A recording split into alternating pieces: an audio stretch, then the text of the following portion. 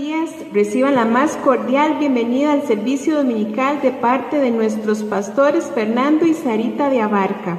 Le damos las gracias al Señor por esta oportunidad que nos da de compartir la palabra de Dios y que ahí, desde la comodidad de su casa, usted pueda recibir el mensaje del día de hoy. Recordarles que todos los domingos a las 10:30 de la mañana, por medio de las redes sociales, iniciamos con el Ministerio de Escuela Dominical. Y al concluir este tiempo, inmediatamente le damos el pase a la poderosa palabra del Señor. Ahí donde usted se encuentra, puede abrir su Biblia en el Salmo 121. La palabra del Señor dice así: Alzaré mis ojos a los montes. ¿De dónde vendrá mi socorro? Mi socorro viene de Jehová, que hizo los cielos y la tierra. No dará tu pie al resbaladero, ni se dormirá el que te guarda. He aquí, no se adormecerá, ni dormirá el que guarda a Israel. Jehová es tu guardador, Jehová es tu sombra, tu mano derecha. El sol no te fatigará de día, ni la luna de noche. Jehová te guardará de todo mal, Él guardará tu alma, Jehová guardará tu salida y tu entrada, desde ahora y para siempre. Amén. Así que en estos momentos donde usted se encuentra, disponga su corazón para alabar y glorificar el nombre del Señor. En mi corazón hay un jardín que Dios plantó, donde pasea el bendito Señor, donde me encuentro con mi Salvador.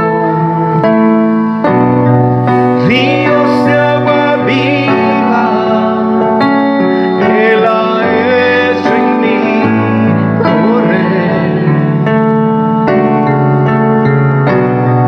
y una fuente eterna inundando todo mi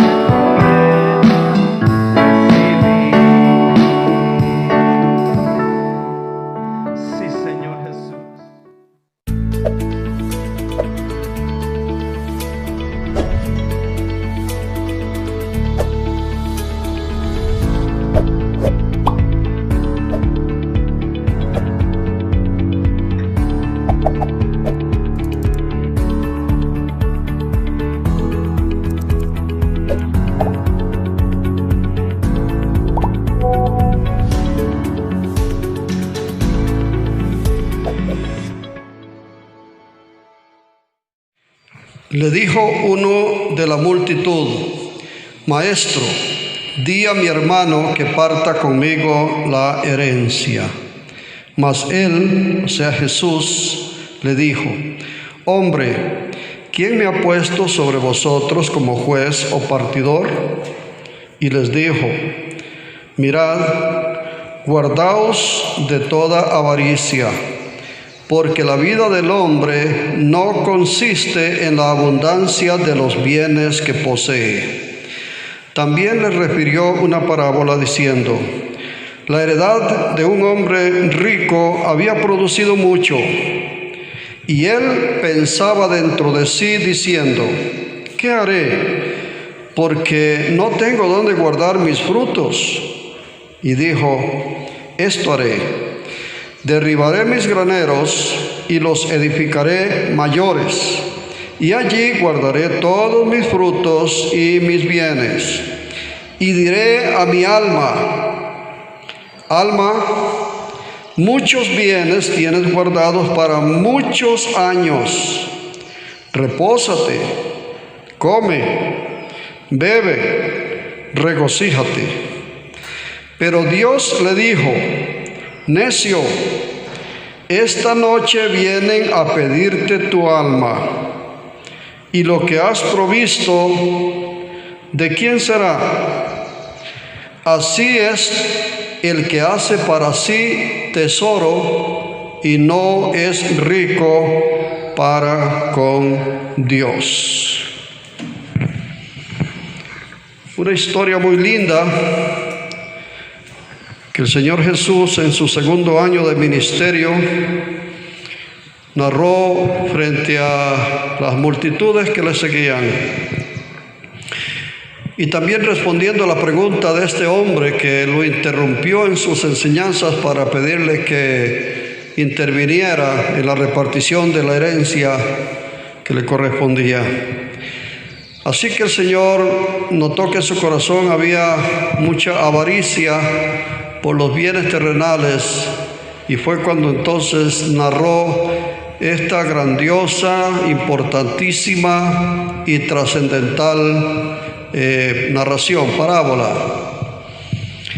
Y está hablando de un hombre muy rico, tenía muchas posesiones y le había ido muy bien, había tenido éxito en acumular más riquezas, y la cosecha de ese año había sido abundante, de manera que lo que este hombre tenía en mente es lo que la mayoría de las personas de este mundo tienen en mente: que vivir lo más feliz que se pueda en esta vida.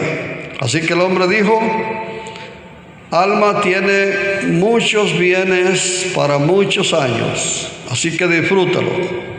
Ocúpate el resto de la vida en disfrutar de todos estos bienes. Pero Dios dijo: no, ni tienes bienes ni tienes años, porque esta noche termina todo. Esta noche vienen a pedir tu alma, así lo he determinado y así sucederá. ¿Qué va a pasar con tus bienes? No serán tuyos. ¿Qué pasarán con tus años? Ya se terminaron. No habrá más vida en esta tierra. Y aquí calza muy bien el proverbio que dice que el hombre pone, pero Dios es el que dispone. Pero bueno, en esta palabra tenemos algunas lecciones importantes que debemos de reflexionar. Dios está hablando de la importancia de ser rico, pero no tanto en lo material, sino para con Dios, en lo espiritual, en las cosas de Dios. Y de esta narración se desprenden algunas sentencias como las siguientes.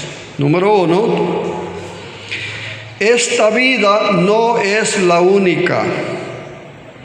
Hay otra vida después de la vida o después de la muerte, como quiera llamarle. Segundo, las riquezas materiales no son las únicas. También hay riquezas espirituales de las que debemos ocuparnos en esta vida. Así que hablando de lo primero, esta vida no es la única. Esta vida presente aquí en la tierra no es la única. Hay otra vida después. Y en esta vida presente, las personas se esfuerzan, se esmeran por estudiar, por ejemplo, y obtener títulos que les permita tener luego una profesión, ejercer una profesión, y con esta profesión tener estabilidad económica, y esta estabilidad económica les permite a su vez ir adquiriendo los bienes que son necesarios: una casa para vivir, un vehículo para movilizarse, ir al trabajo y demás cosas, dinero para suplir las necesidades, en fin, para esta vida, todo eso para esta vida. Y para eso pasan años estudiando, años esforzándose para obtener esos títulos y lograr esa profesión y recibir entonces esos ingresos que le aseguren una estabilidad de vida y una calidad de vida, pero todo solo para esta vida. Otras personas tal vez no son muy dedicados al estudio, pero son buenos en los negocios y tal vez hasta heredan fortunas, o desde su situación puede ser un poco difícil económica, pero comienzan a esforzarse y a luchar por ir creciendo económicamente, y les va bien en los negocios y procuran acumular más y más y más riquezas. Igual, para estar bien, para vivir bien, para tener calidad de vida, pero todo para esta vida. Pero lo que Dios nos dice, y tenemos que tener muy en cuenta, es que está la otra vida, la vida después de la vida. Y es a la que debemos darle mayor importancia. Y hablando de eso, por ejemplo, Cristo dijo cuando unos líderes religiosos que por su doctrina no creían en la resurrección ni en la vida del más allá, llegaron a hablar con el Señor. Y Cristo dijo al final, les dijo: Dios no es Dios de muertos, sino de vivos. Esta palabra de Jesús, Él está repitiendo unas palabras de Moisés, que Dios le dio a Moisés. Moisés vivió 1500 años antes de Cristo Jesús. Y Moisés, a la vez, al decir estas palabras, Dios no es Dios de muertos, sino de vivos, porque está hablando de Abraham. Dios le dijo: yo soy el Dios de Abraham, el Dios de Isaac, el Dios de Jacob. Dios no es Dios de muertos, sino de vivos. Y Abraham vivió 500 años antes que Moisés. Y Moisés vivió 1500 años antes de Cristo.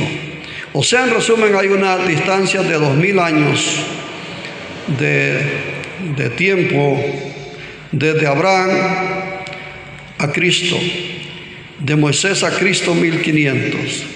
Pero la declaración dice: Dios no es Dios de muertos, sino de vivos.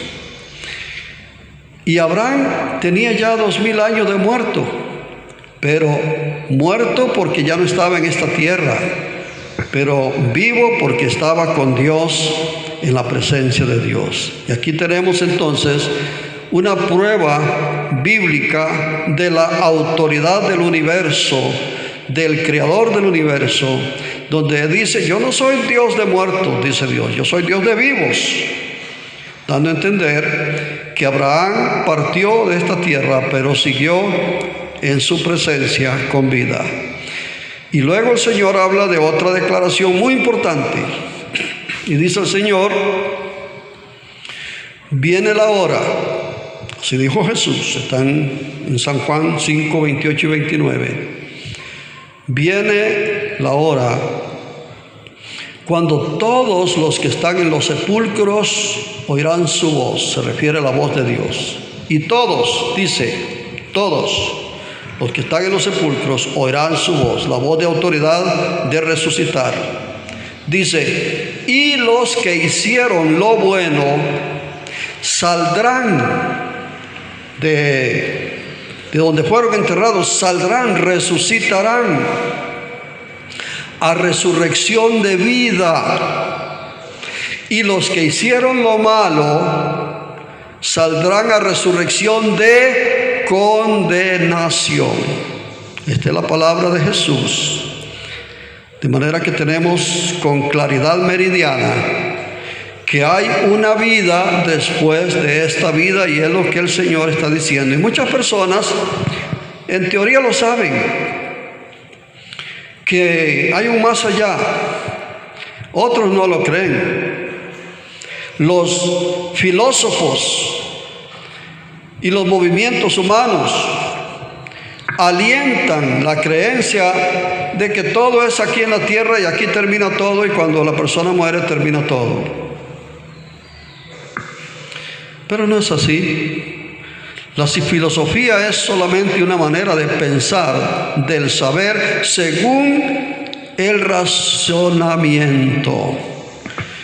Pero la revelación, la palabra de Dios, es la autoridad. Y no es una investigación, es la verdad de Dios.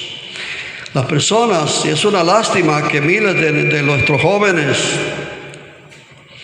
reciben estas enseñanzas en las escuelas superiores. Unos dicen que Dios no existe y que con la muerte todo termina. Otros dicen que Dios es la naturaleza. Es una filosofía panteísta, que Dios es todo y todo es Dios, y que la vida solo hay que disfrutarla ahora, como lo afirmaba Baruch Spinoza y también Albert Einstein.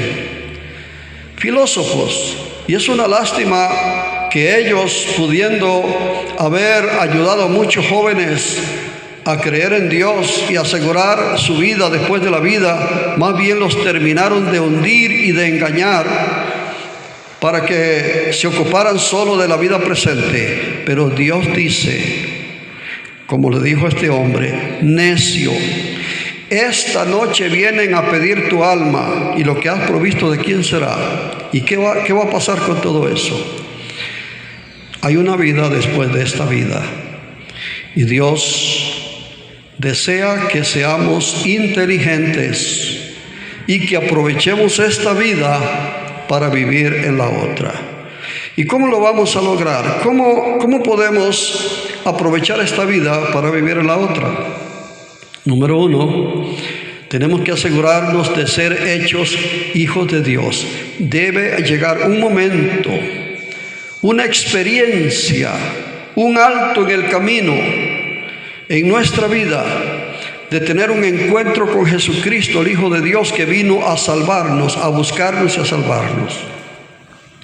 Dice la Escritura que Cristo vino a este mundo, que los suyos no lo recibieron, los judíos, pero que a todos los que le recibieron, los que creen en su nombre, les da la potestad, el privilegio de ser hechos hijos de Dios. Y debemos asegurarnos que hay un momento en esta vida, una experiencia inolvidable, de que rendimos nuestra vida a Jesús, creemos en Él como nuestro Salvador, y su presencia llena todo nuestro ser, y de ahí en adelante somos salvos.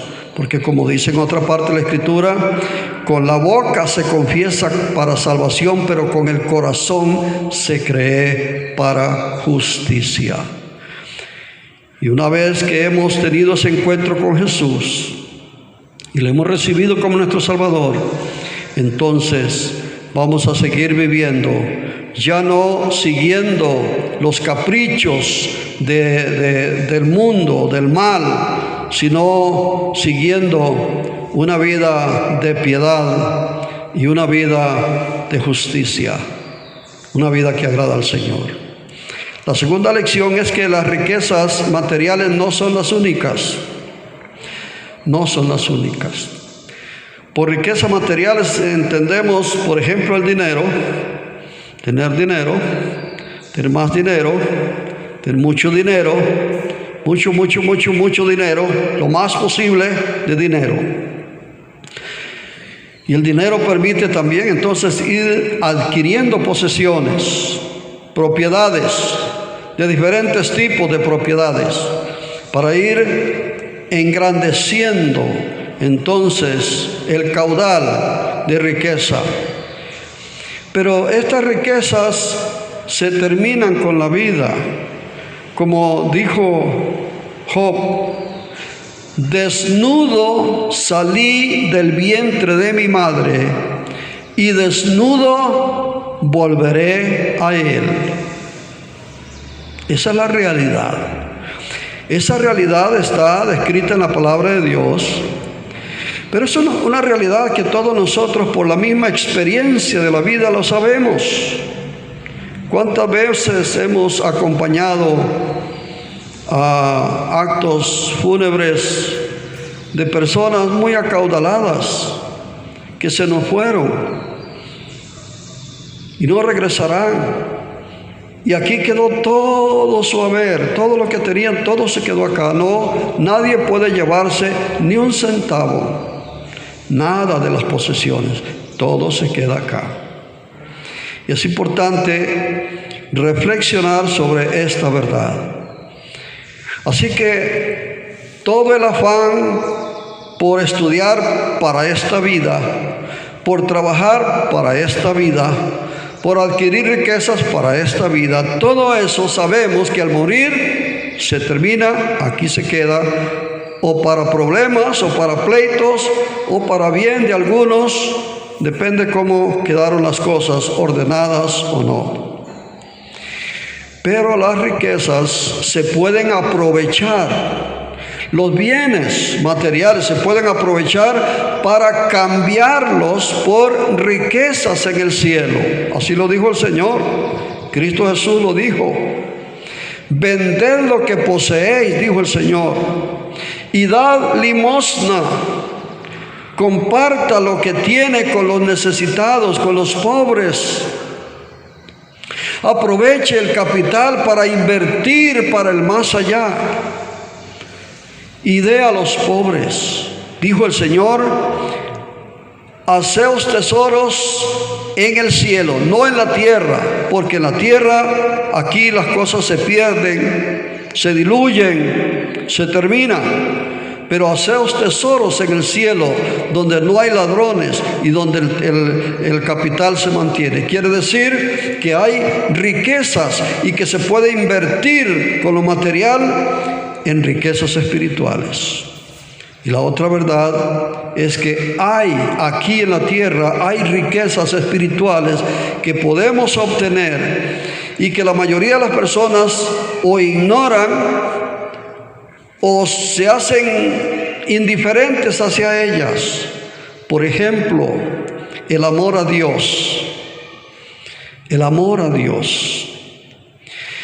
El amor a Dios se evidencia por medio de la obediencia a su santa palabra. Cristo dijo: el que me ama, mi palabra guardará, y mi Padre le amará, y vendremos a él y haremos morada con él. El que no me ama, no guarda mi palabra.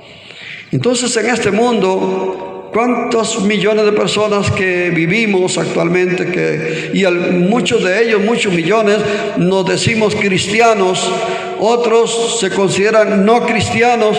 No importa, todos somos hechos por Dios y todos llegaremos a darle cuenta a Dios. Pero la verdad es que el que ama a Dios está acumulando riquezas espirituales, porque si ama a Dios va a gozarse en obedecer los mandamientos del Señor, en orar, en buscar la presencia de Dios, en leer la palabra de Dios, en obedecer esa palabra, en amar también al prójimo, amar a Dios y amar al prójimo. Y el que ama al prójimo busca cómo ayudarlo, respetarlo, apoyarlo, no aprovecharse de él, no engañarlo, no traicionarlo, sino más bien apoyarlo, ayudarlo, animarlo, consolarlo, compartir si necesitas algo. Cuando un hombre, queriendo justificarse delante del Señor, le dijo: Señor, ¿quién es mi prójimo? Entonces el Señor le responde con una parábola, y es la parábola del buen samaritano, que es muy familiar, muy conocida en el ámbito cristiano, donde un hombre viajaba de Jerusalén a Jericó y en el camino cayó en manos de ladrones, lo asaltaron, lo golpearon, lo hirieron, le robaron, le quitaron todo y lo dejaron medio muerto. Y pasó luego, dice, un sacerdote, un líder religioso, pasó, que se predica del amor y de la misericordia, pero pasó, y al verlo dice que se fue, pasó de largo, de lejos. Y luego pasó un levita. Un levita son los ayudantes de los ministros, de los sacerdotes, los diáconos, los que ayudan. Pasó, y viendo al hombre allí también medio muerto, lo ignoró y se fue. Pero luego pasó un samaritano. En el ambiente en que el Señor narra esta historia a los judíos, le está diciendo que un sacerdote, uno de sus líderes, no le importó. Un segundo de los líderes no le importó. Pero un samaritano, para los judíos, un cualquiera, cuando lo vio, fue movido a misericordia y bajó de su cabalgadura y se acercó, lo observó, le habló, lo animó, lo atendió, lo recogió, lo montó en su mula, caballo, lo llevó al lugar donde lo podían atender y curar, y pagó los gastos. El Señor le dijo al hombre que le preguntó quién es mi prójimo: ahora dime, ¿cuál de los tres fue el prójimo? Bueno, el que usó de él misericordia. Nosotros tenemos que ser personas con el corazón de Dios. Amar a Dios, que es nuestro Creador, pero también nuestro Salvador, nuestro buen pastor, nuestro todo, por quien tenemos la vida.